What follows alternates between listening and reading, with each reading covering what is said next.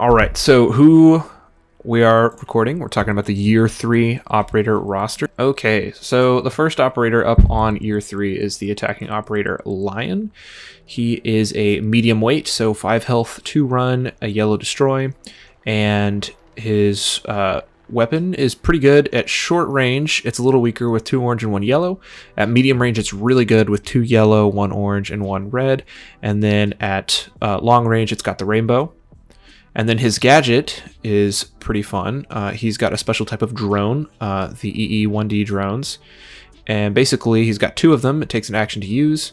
And his drones can spend up to 10 movement points on completing the scan, place a EE-1D token in the space where the drone ended its movement, and all the opposing operators that enter a space in a room containing the drone token or in an action 1 are automatically located.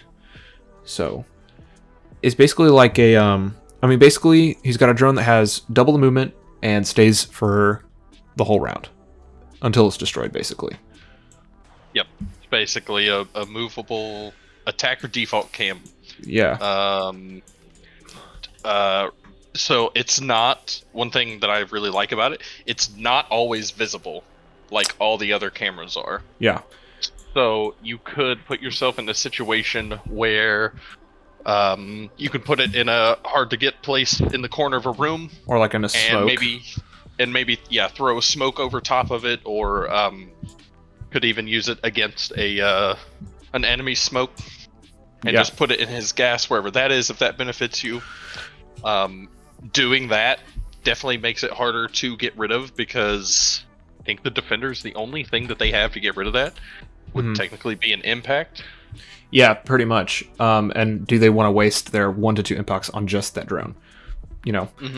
Yeah. It could be really good for a scenario like this where you want to get into a room and you don't want the defenders to move in afterwards, or you want to like delay them getting into a room so you can have time to move in yourself first. And so in a scenario like this where maybe you're trying to get into this room, you could drop it in here, maybe behind a smoke, or just put it in there and just waste their time.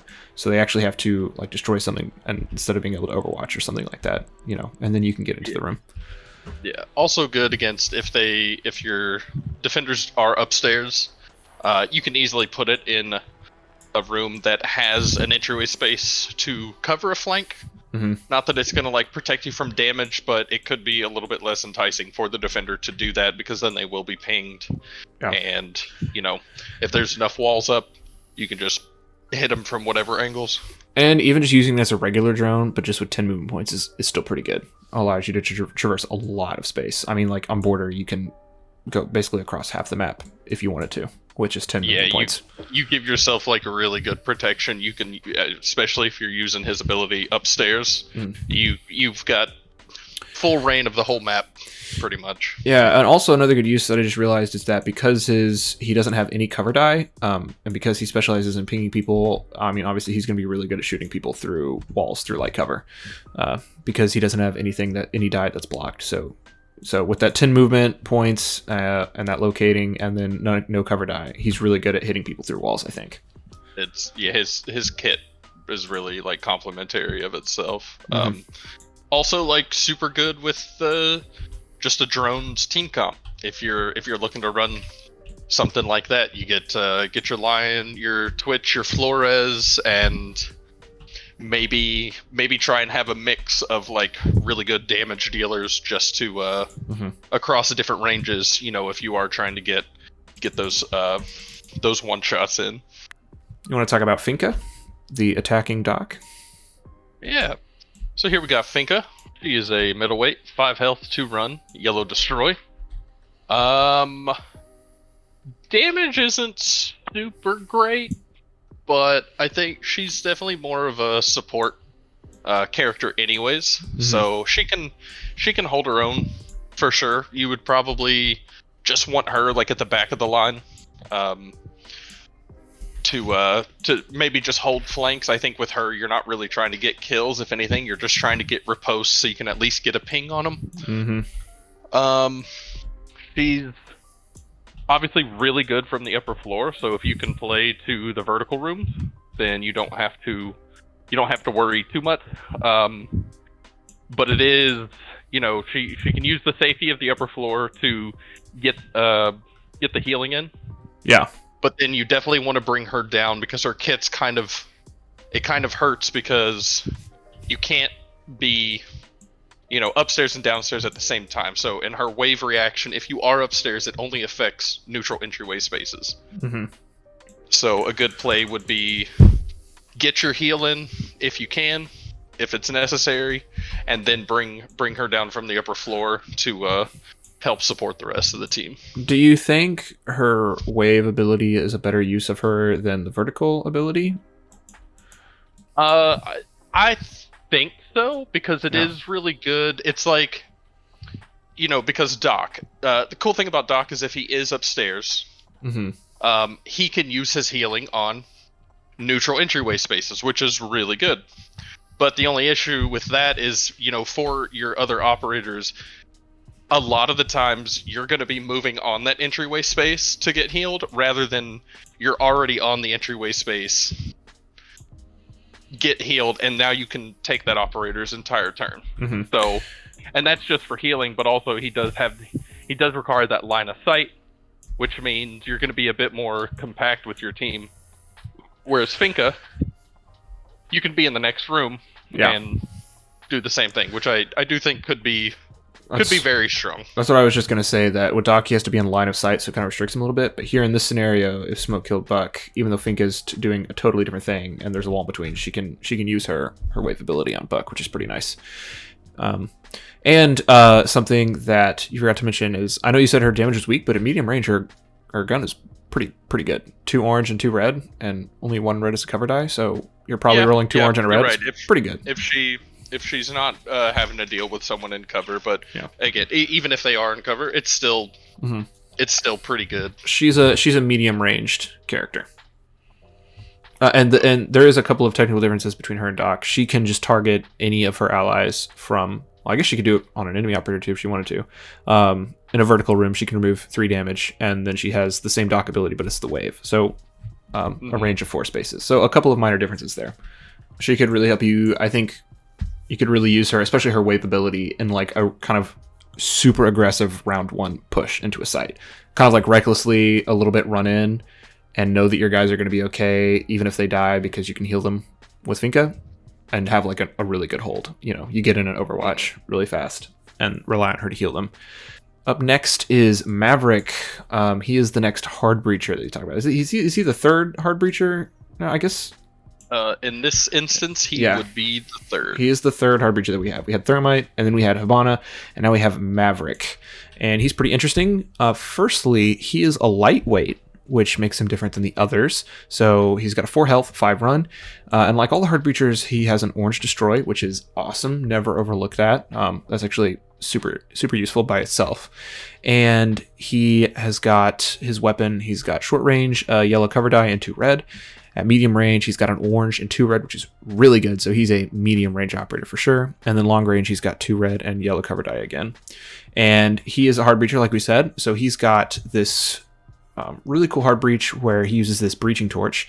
He's only got 2 actions of it. And if Maverick is in a space containing a section of light or fortified wall, cover the wall with a hold wall token of the matching size, then perform a shoot action through the hold wall. Okay, so hold wall tokens are these spaces right here. So basically he can take a hard wall and he can make it a hold wall token like this. And that's not just useful just because he can make a hold wall token, which would already be pretty good, but he can do a free shoot action as soon as it's over. So for instance, in this scenario right here, a Maverick, let's say this was a heavy wall, like a fortified wall. He could turn this into a hold wall token and then get a shoot action on Smoke. And then on his, even if Smoke doesn't die, he can then use his second action to do another shoot action. So he's one of the few operators who can do 2 shoot actions on his turn, which is the first thing I wanted to call out. What else do you have on Maverick? Yeah, he's got the double taps really good for being able to have just a regular shoot action and shoot action attached to his ability. That also works without fortified walls. Like even if you just have a regular light wall, yeah, that's true. Can still do the same thing, assuming that they are. It's really good, like if they're pinged. So he's got a lot of versatility of whether you shoot first and then use his ability, or use the ability first, get the shot, and then use the actual shoot action.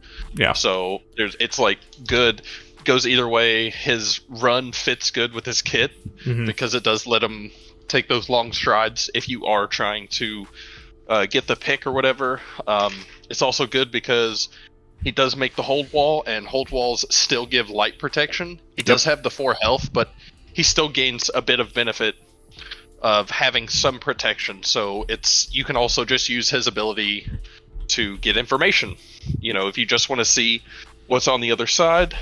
Yeah, he's super good. And one thing to keep in mind, though, is you probably really want to use this at medium range because that's where he has no cover die. You could also just use his ability to get that ping and then have anyone else, because, you know, sort of taking his kit, what it brings, especially with the run. Like, you don't have to go the conventional route that you would normally take to try and get some information. You can go from, like, a flank angle. Yeah. If there's someone in there, you get the shot, you do the damage. You also get a ping, and now, you know, someone else on your team can take care of that while he can just overwatch or he can move elsewhere. Like in this scenario, if Smoke had blocked off this area and you wanted to get him with Buck, but you can't quite see him, you could use Maverick first, make this a hold wall token, shoot him. Even if he doesn't die, he's located, and then you can move an operator in and you know, and take a shot on him. So, and then the last thing that I wanted to add to that is hold walls are orange destruction rating, so it is good that his normal destruction rating is also orange. So if you make a hold wall but you just don't need it anymore, or you need to go somewhere quick, you can just destroy it and then move on through. So the thing that's going to be the drawback with him, though, is that he has to be on the space up against the wall. And obviously making a hold wall token can make him vulnerable just like it can make the enemies vulnerable, right? Whereas with Hibana, you can do a ranged, or Ace, you can do a ranged hard destruction, right? Thermite is also one of those that has to get up close, but, you know, he destroys everything. So just keep that in mind with Maverick. Last one, we've got Nomad. She is a middleweight operator with orange destruction, keeping with the orange destruction theme, pretty good. Good gun damage all around. And then her ability, the air jab launcher. So throwable, move an opposing operator from the targeted space to an adjacent free space. Keep the same orientation and any status markers. If the targeted operator is leaning, return their lean standing to the opposing player's reserve before moving the operator. This is very, very unique operator that we have here. From word on the street, this is probably one of the more difficult operators to use. It is very, very supportive. With your other operators. And as her ability says, you can basically move people. You can take them out of their lean that's giving them cover to help your other operators get their like optimal damage. You can move a defender behind cover so that their overwatch is no longer valid. Like in this scenario here, let's say you were trying to get Buck into this room, but Smoke is holding down this line. If you could flank our own Nomad and use her air jab, you'd get rid of his lean, which is his cover, and then just completely neuter him by throwing him behind this wall right here. Yes, I was going to add that if you do target the lean, you get rid of it, and then you also get to move the operator. Whereas if you were just targeting the operator rather than the lean, you just move the operator wherever you want. The lean will go away anyways. Yeah, super strong. And she gets 3 of those, which is really good. It does. That's good. And her gun goes pretty well. That since you're probably going to be within 6 spaces of people, being short to medium range is probably always going to be what's going on with Nomad. Now, what's interesting here is I feel like some people are going to point out her medium range having a cover die as being a weakness, but I think her air jab launcher complements that. If somebody's behind cover, she can just use the air jab launcher to pull them out of that cover, and now she has 4 dice if she's at 4 to 6 range. And then something I just thought of while you're bringing that up is that when you could synergize it with other team members is you could put her with like somebody like Capitao, right? And we'll just use a Tachanka fire overlay as an example. If Capitao went in and threw like a fire overlay, I see it's still doing the snap thing. So here I'll just use the smoke grenade as an example. If like Capitao went in and shot a smoke grenade, right? Nomad could pull him into that overlay and just not only give it maybe set up a shoot action for somebody else, but deal free damage automatically by throwing them into that overlay, which is pretty cool. Or throw them into just a regular smoke grenade, so now they can't see, even if they keep their same orientation. Okay, well then we're moving on to the Year 3 Defenders, and the first one we've got is another Defender camera person, and that is Maestro.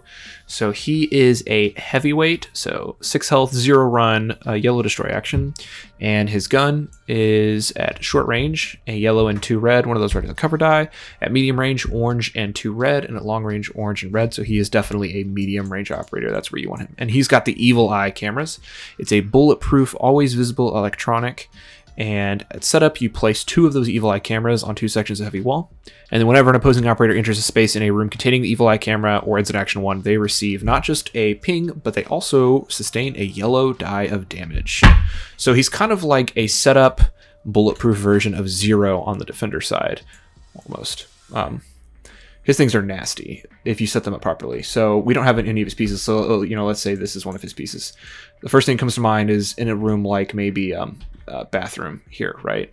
You could set one of these cameras in like this bathroom stall, and an attacking operator moving in, since it's bulletproof and they can't just straight up destroy it, to get into it, they have to potentially move multiple spaces and take, 3 or 4 different yellow die rolls, which is pretty good. Before they can take it out. Yeah, Maestro is like one of my favorite defenders. He also just plays to the information game, which is typically what I like.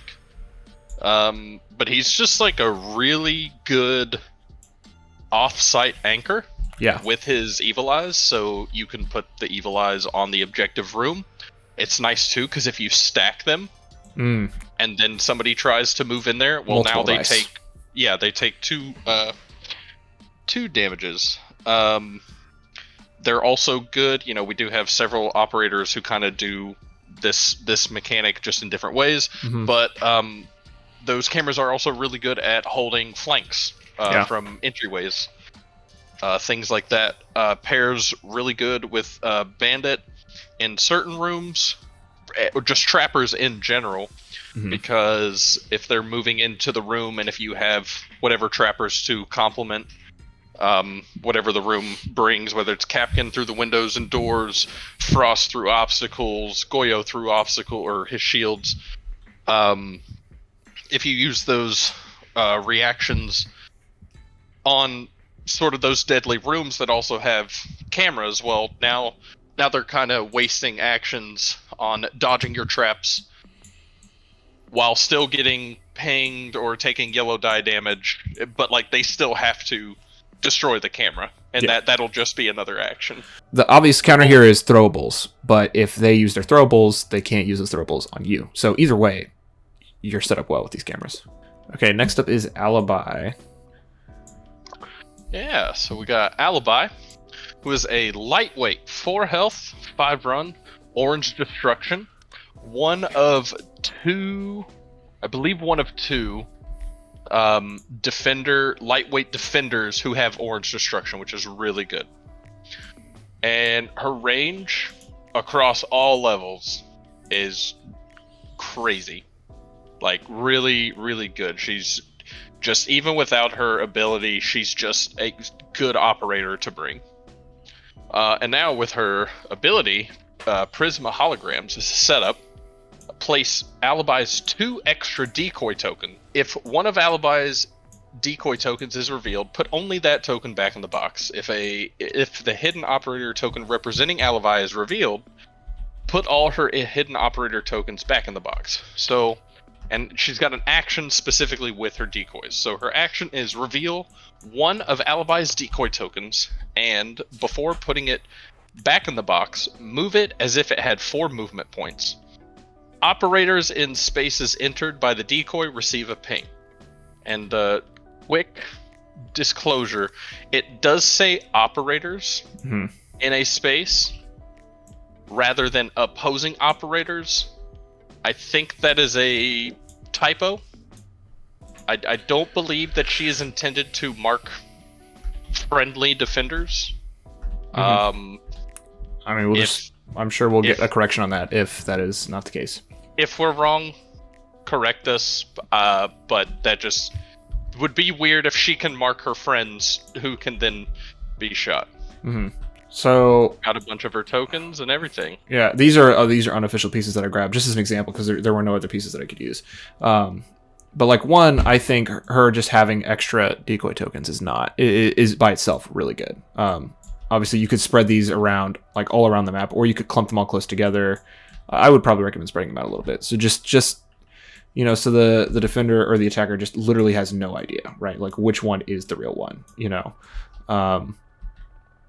Like for here, you're potentially holding three lines of sight, and they're going to have to spend a lot of time figuring that out. But two, if they get up close to one of your decoys, being able to tag them and then maybe getting a shot with a nearby operator can be pretty fun. And keeping her upstairs could be good because with this one, you really want to keep her decoy tokens down on the board as long as possible. Like the moment you reveal her on first round to get a free kill, you've basically like lost what makes her great. I mean, she is a lightweight, so she can run. She's got Orange Destroy, which is really good, and she's got a really good close range weapon, but you probably want to leave those decoy tokens up for a while as long as you can. I think all in all, she's an operator that I won't be using a ton. Maybe just because she's just got a lot going on.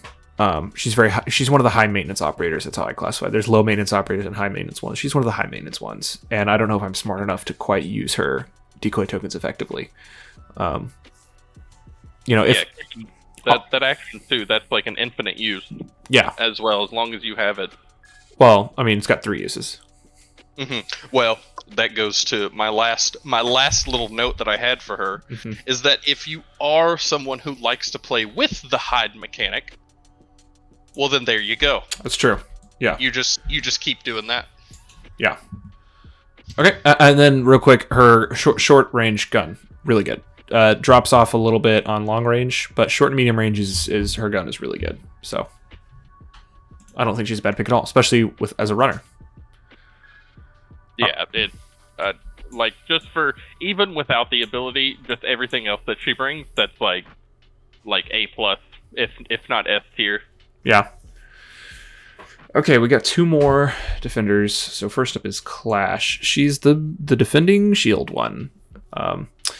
She is a heavyweight, so she's got 6 health, no run, yellow destroy. She's got a shield, so always got light protection.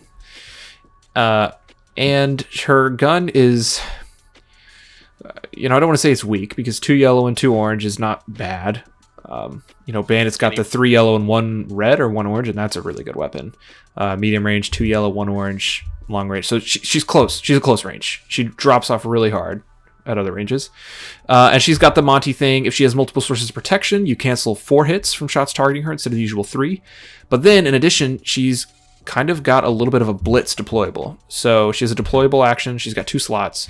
She chooses an operator in the room containing the targeted space, and that operator receives a stun, but not just a stun, also receives a yellow dive damage. So she's kind of like a defending Monty/Blitz. Yeah. Yeah, kind of is. I was gonna say too. Any range with 4 die and none of them are cover die it's gold. Yeah, you take those. Yeah, it's just that obviously with yellows and oranges, you always run the risk of just rolling nothing. Which can happen, especially with cover. But ideally, with her shield, you're gonna get her up in a position like this, maybe where you lean out and you're super up close. Yeah. You so cancel 4 hits and just pop. Especially if you can, like in a scenario like this, right? I don't know how this would happen, but just say it happened.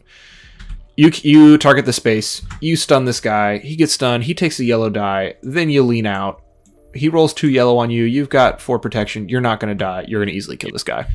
You're taking no damage whatsoever, yeah. And then you can even take that a step further with a Thunderbird or with a Doc. Yeah, exactly. Things like that. But like her kit combo's pretty good with itself. Just the fact that she does get the 4 protection from multiple sources instead of 3. But then also just with her ability. So normally what you are going to be doing is you are going to be leaning into a room if you have to. Most of the time you will have to. In that scenario you just gave, it's convenient for her to just use it without having to lean to do that. But then that could potentially put you in some cases, if you're just not worried about it, you don't even have to lean. You use the ability, you just move into the room. Maybe you take, worst case scenario, you'll take the 4 damage, which isn't super great. But she's a heavyweight, 6 health. She'll survive probably. She still has the passive lightweight protection. So in my opinion, even that's not bad. It saves on a movement so that you can potentially move somewhere else. It's also kind of interesting with her ability. So it's only one operator, whereas Blitz, he does the entire room. So anybody in there, or I believe any opposing operators.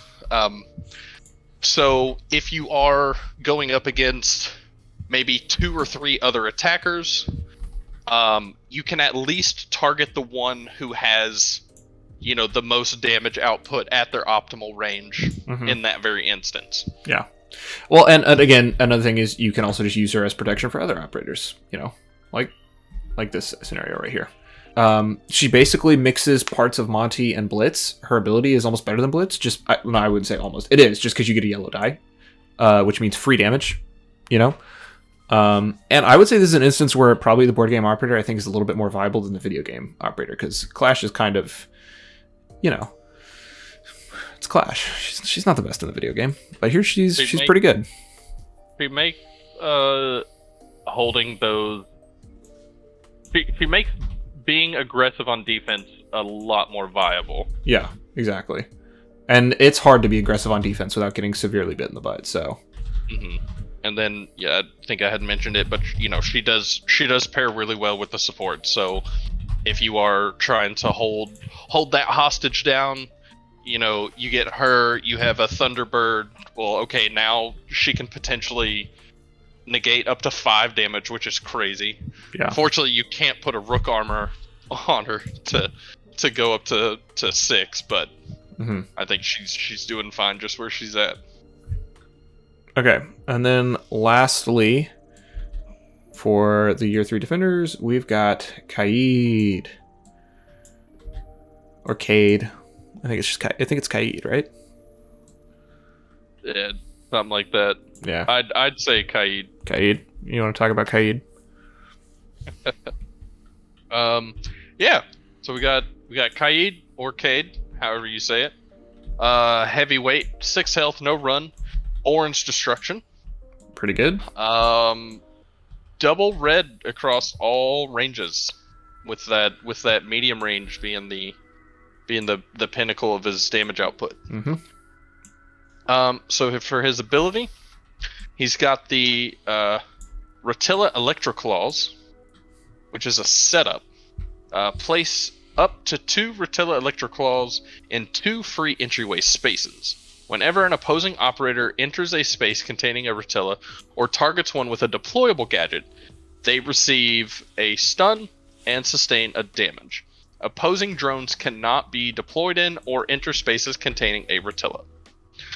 And biggest thing about the Electroclaws, they have a red destruction rating, meaning only 3 attacking operators have abilities that can do it. If the attackers do bring just regular breaches, they can use it, but they are going to take a damage and receive a stun. So he's a different version of Bandit. Yeah.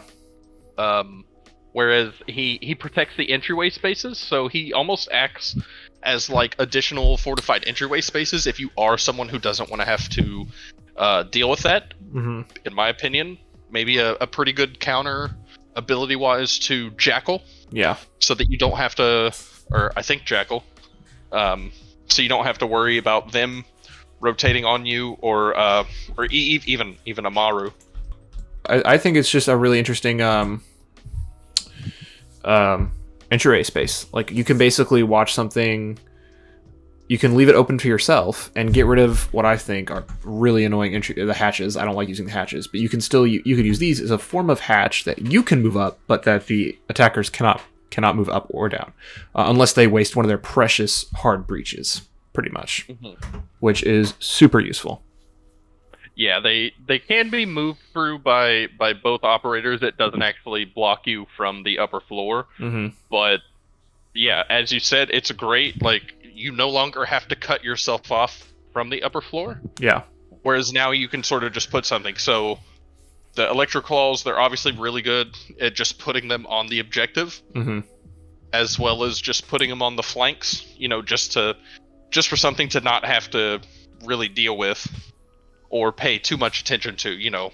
Yeah. And the attacker can move through it, but if they decide to, well, they're gonna get stunned and they're gonna take a damage. And what I will say is that I think some people will think that you can do kind of what Jack did to me in one of our games with Thermite, where he just kind of deployed his gadget in a bandit space, soaked up the stun, but then just went upstairs and didn't do anything with him. The cool thing about Kaid is that even if somebody just decided they're gonna take it and stay upstairs or stay out of sight, they still take 1 damage, irrefutable, which is like really good. Like, any free damage is always good. You know, so attackers will be less wary of just being like, well, just deploy something with Thermite there and hide upstairs, because, I mean, the way this game works, just 1 damage is kind of like, oh man, do I really want to take 1 free damage right now? Like, I don't think I want to. You know what I mean? Yeah, can't be destroyed by grenades, or most of the entryways are placed in better positions against a Thermite. Like, that's probably the biggest thing, but then you just gotta, like, not really do it. That's why I think that it might be a lot more beneficial to put them on site, on objective sites, and then use your regular fortifieds on, stuff off of site that you just want to hold off, or you want to bait the attacker into getting rid of it for you. Yeah. Okay. That's going to be our video on the Year 3 operator roster, and next time we're going to talk about the Year 4, so we'll see you guys then.